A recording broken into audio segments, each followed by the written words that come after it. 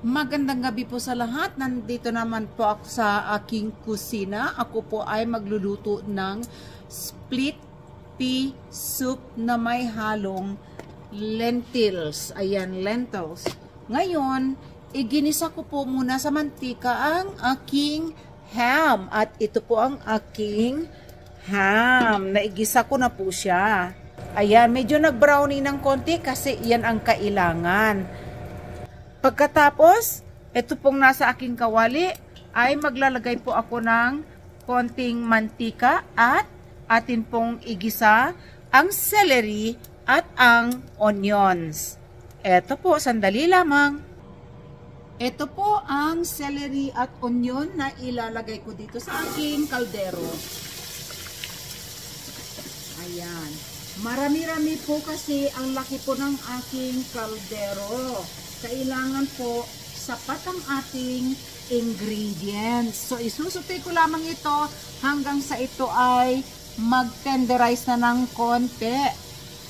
At habang ako ay naghihintay na matenderize ang onion and celery, pinipilian ko po ang aking lentils. Ang susunod naman po ay ang aking split pea. At ngayon naman po ay pinipilian ko ang aking split pea. Ayan. So, nilalagay ko rito sa isang plato. Tapos pinipilian ko, tinatanggal ko yung mga hindi magaganda. Ayan. Ayan na po, nag-translucent na ang ating onion at ang ating celery. Ayan na po ang itsura. Medyo namula-mula na siya kasi yung pinaggisahan ko kanina ng ham ay nagkaroon ng browning sa pan, sa ating pot, kaya naging ganyan. Pero okay lang po yan kasi dagdag panlasa din yan. Ano? So, ilalagay natin ang ating chicken broth. Ito po ang ating chicken broth. Bubuksan ko lamang siya. Ito po ay ginawa ko nung isang gabi. Kalahating galon po ito. Pero magdadagdag din po ako ng tubig. Ayan. At dahil ang ating recipe po ay ham at split pea na soup, lagyan din po natin siya ng pork bone broth. Ayan na po ang ating mga broth na nilagay dito sa ating kaldero. Nilagyan ko po siya ng konting tubig para hindi naman purong-puro ang lasa ng broth ng ating soup. So, pakukuluin ko lamang ito and then ilalagay ko na po ang ating split pea at saka lentils. At ito na po ang ating lentils at split peas. Ayan. So, ang gagawin ko, paghaluin ko lamang po dito sa isang bowl. At ito na po ang ating pinaghalo na lentils at split pea. Yung maputi po, yung parang light green ay ang lentils at ang green na green ay split pea. So, huhugasan po natin ito at once na ang ating broth sa ating kaldero ay kumulo na, ilalahok po natin ito. Ayan, kumulo na po ang ating broth kaya ilalagay na natin ang ating split pea and lentils dyan sa ating kaldero. At hahayaan lamang natin siyang kumulo at once na ito ay kumulo na, dahan-dahan po natin siyang iluluto. Yung isisimmer lamang natin siya sa mababang apoy. Okay po? Takpan lamang po natin ang ating kaldero para ito po ay madaling uminit at kumulo. And then, umpisahan natin siya sa dahan-dahan lamang na pagluluto nito na mga 30 minutes.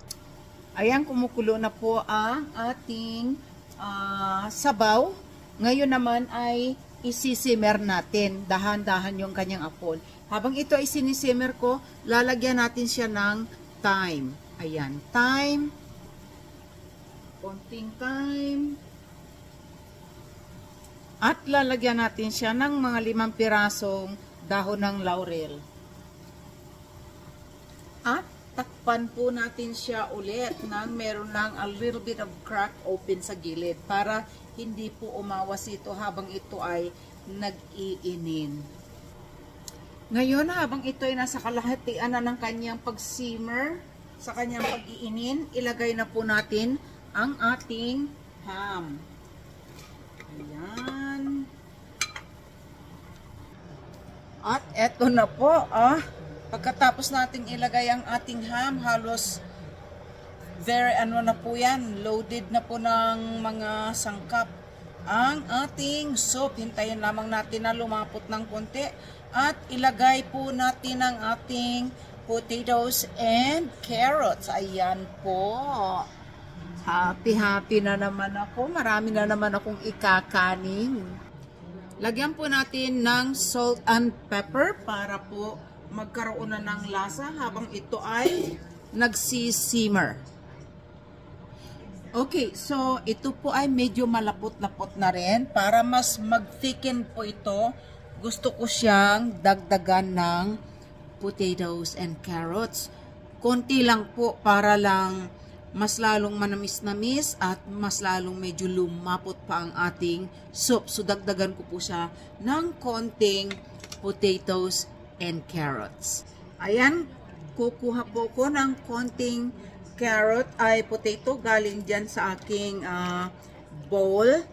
Bago po natin ilagay lahat, gusto nating paunahan siya ng mga ilang dakot lang para lang makatulong na lumapot pa ng husto ang ating soup. At syempre, marami din akong carrots dito. Lalagyan ko rin po siya ng carrots para po maging manamis-tamis ang ating soup. At ang mga natitirang carrots and potatoes ay mamaya ko na po sila ilalagay lahat. Ayan, halo-haluin natin at pagkatapos ay isimmer lang po natin hanggang sa ang carrots and potato ay tuluyan na pong lumambot ng husto. Ayan na po mga friends, tingnan po ninyo, halos nalusaw na po yung ibang potato at saka carrots. So tingnan nyo po ang texture niya, medyo malapot na po ito, ayan o.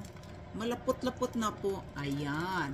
So, ilagay po natin ang mga natirang potato and carrots para naman po magkaroon ng texture na carrots and potato dito sa ating soup.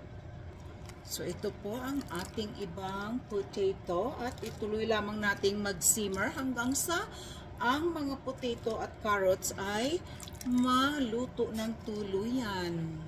Ayan na po ang ating mga potatoes and carrots. Nandyan na po lahat sa ating kaldero. Ayan, lumalapot na po lalo yan. Oh.